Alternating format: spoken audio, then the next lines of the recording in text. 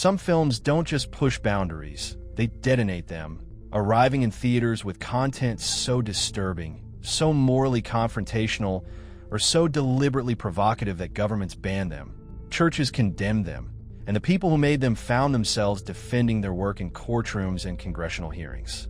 These 13 films didn't just upset audiences, they upset entire societies, and the reasons why are more fascinating than any of them ever got credit for being.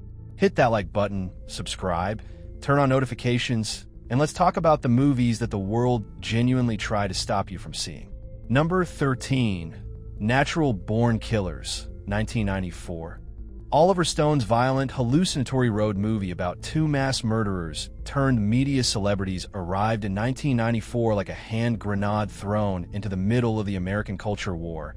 A film so aggressively stylized and so deliberately uncomfortable in its treatment of violence as entertainment that it divided critics, horrified censors, and was directly cited in connection with at least a dozen copycat crimes in the years following its release.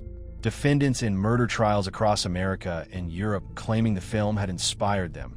A legal and cultural controversy that dogged the film for years and that Stone himself engaged with directly, arguing that Natural Born Killers was not a celebration of violence, but an indictment of a media culture so addicted to spectacle that it had lost the ability to distinguish between a news broadcast and a snuff film. The movie's deliberately nauseating style, designed to make the audience complicit. In the very voyeurism, it was critiquing a defense that satisfied some critics and enraged everyone else. Number 12, Crash, 1996. David Cronenberg's adaptation of J.G. Ballard's deeply strange novel about people who become sexually aroused by automobile accidents arrived at the Cannes Film Festival in 1996 and immediately became the most controversial film in that year's competition, winning a special jury prize for its originality, daring, and audacity, while simultaneously being described by one British newspaper as beyond the bounds of depravity. The film banned outright by several local councils. In the United Kingdom, even after receiving a certificate from the national censors, the disconnect between official approval and local prohibition creating a legal patchwork that made Crash simultaneously legal and illegal, depending on which borough of London you happen to be standing in, and Cronenberg's clinical, affectless direction, which refused to editorialize about what it was showing, presenting its characters' obsessions with the same neutral gaze it would bring to any other human. Behavior was precisely what made censors most uncomfortable, the film's greatest transgression being not its content, but its refusal to condemn. Number 11, Kids, 1995. Larry Clark's debut feature arrived in 1995 with the force of something that had been kept hidden finally being dragged into the light. A film shot with documentary intimacy that followed a group of unsupervised New York City teenagers through a single day of sex, drugs, skateboarding, and casual violence. Its most disturbing element being not any single scene, but the cumulative portrait of adolescence moving through the world with no adult presence, no consequence, and no kids existing in a kind of legal and moral no man's land that made it simultaneously one of the most talked about and one of the most difficult to actually see films of its entire decade, its power coming precisely from the quality of unflinching observation that made it so controversial.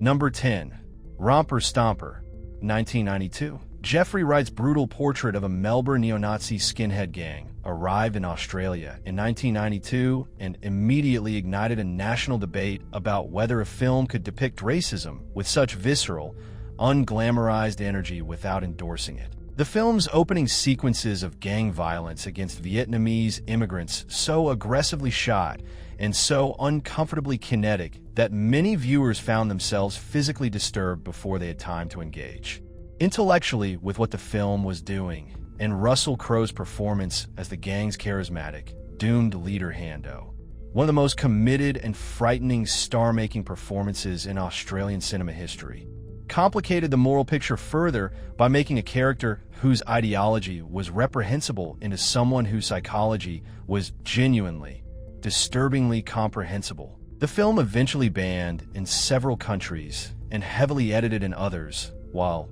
simultaneously launching Crow toward international stardom in a way that still makes the relationship between controversy and celebrity impossible to fully untangle. Number 9. Man Bites Dog, 1992. This Belgian mockumentary presented itself as a film crew following a charming, articulate, enthusiastically murderous serial killer through his daily routine, and the film's most radical and most disturbing achievement was the way it made the audience laugh before making them realize what they were laughing at. The killer's wit and his domesticity and his genuine warmth toward the filmmakers creating a complicity between the audience and the subject of the film, then weaponized against them. The camera crew eventually becoming active participants in the violence they had set out to document. And Man Bites Dog used this moral deterioration to ask a question about documentary, filmmaking, and spectatorship that no film had previously posed quite so directly. At what point does the act of watching make you responsible for what you are watching? And the film's refusal to provide a comfortable answer to that question is what made it one of the most genuinely challenging films of the entire decade. Number 8. Showgirls, 1995. Paul Verhoeven and Joe Esterhaas, the team behind the enormously controversial Basic Instinct, returned in 1995 with a film so nakedly excessive, so committed to a vision of Las Vegas showbiz as a meat grinder of exploitation and ambition, that audiences and critics in 1995 had no framework for processing it. The NC-17 rating keeping it out of many theaters, the critical reception almost universally savage. In Elizabeth Berkley's career, she had been best known as the wholesome Jessie from Saved by the Bell, effectively ended by her performance in a role that required everything the character of Jessie would have refused, and yet Showgirls has undergone one of the most dramatic critical rehabilitations of any film from the 1990s, a generation of critics and scholars revisiting it and finding inside the excess a sharp, genuinely angry feminist critique of the entertainment industry's relationship with women's bodies. The film's vulgarity, now readable as deliberate provocation rather than failure. Number 7. Nekromantik 2, 1991.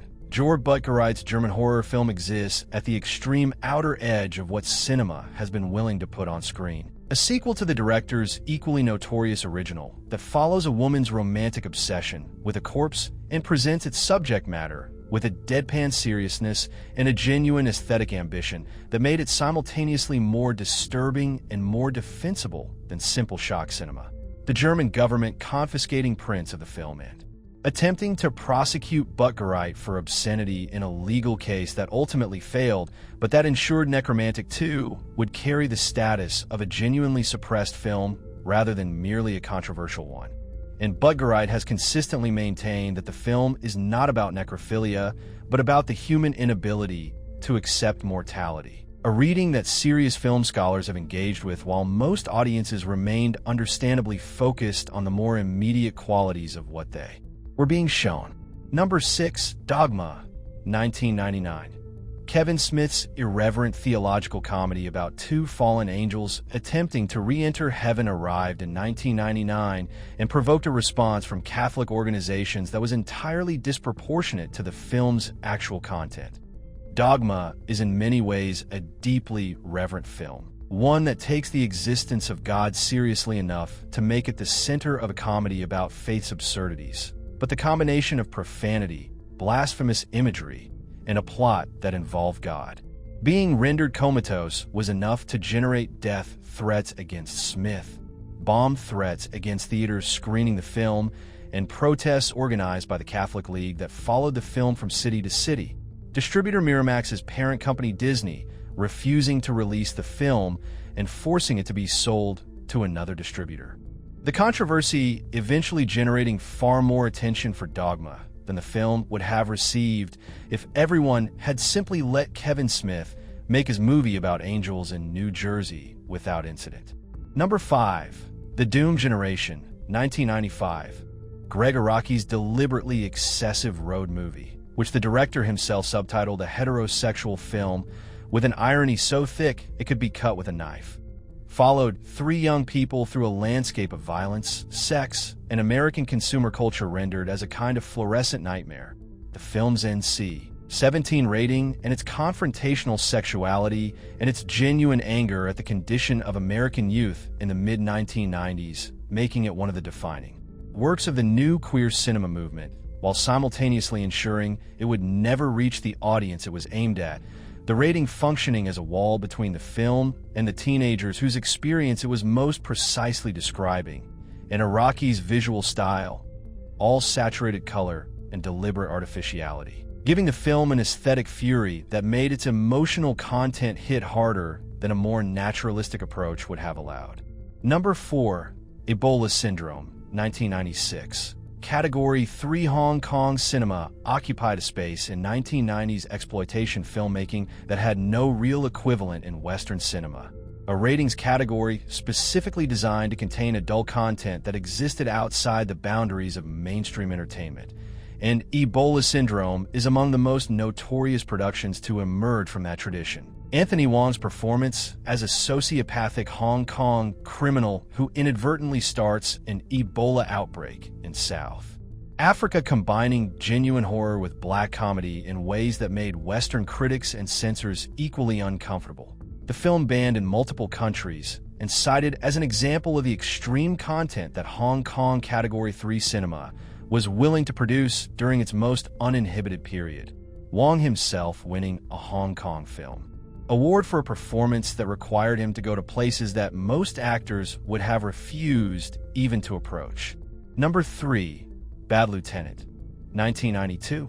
Abel Ferrara's portrait of a corrupt, addicted, spiritually destroyed New York police detective played by Harvey Keitel is one of the most genuinely harrowing films of the 1990s.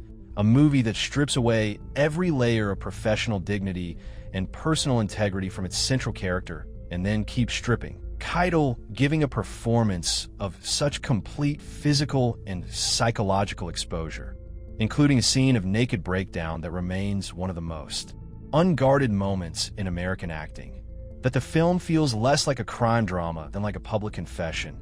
The NC-17 rating and the film's unflinching portrayal of drug use, corruption, and a Catholicism so desperate it barely resembles religion, making it impossible to market conventionally, and ensuring that the audience it reached was the audience that had specifically sought it out, which may be exactly the audience Ferrara intended to reach. Number 2. Funny Games, 1997. Michael Hanke's Austrian home invasion thriller is unique among the films on this list because its provocations are entirely intellectual rather than visceral. There is violence in Funny Games, but most of it happens off-screen, and the film's true assault is on the audience's relationship with genre cinema itself. Hanke breaking the fourth wall to have his killers address the camera directly, to rewind the film when a scene resolves in a way that satisfies genre expectations, to make the audience aware that their desire for the conventions of the thriller is itself a form of complicity in the violence those conventions require, and the film's hostility toward its own audience, its refusal to give them any of the satisfactions that genre cinema promises, generated responses ranging from walkouts to genuine outrage. Hanke subsequently remaking the film shot for shot, in English specifically, to expose American audiences to a critique he felt they needed more than anyone. Number 1. The Basketball Diaries, 1995. Scott Calvert's adaptation of Jim Carroll's memoir about heroin addiction and survival on the streets of New York starred then 20-year-old Leonardo DiCaprio in a performance so committed and so physically devastating that it remains one of the most underappreciated pieces of acting in his career. But the film became most notorious for a single dream sequence in which DiCaprio's character arrives at a school in a trench coat and opens fire on his classmates, a scene that existed in relative obscurity until the Columbine High School massacre in 1999 brought it to the attention of Congress, grieving parents, and a media looking for cultural explanations for incomprehensible violence. The film subsequently blamed, protested, and cited in lawsuits that sought to hold its distributors legally responsible for inspiring real-world tragedy. Carroll and DiCaprio both speaking publicly about the difference between depicting something and endorsing it, between showing the darkness in a human soul and celebrating it, a distinction that the culture's grief made temporarily impossible to maintain.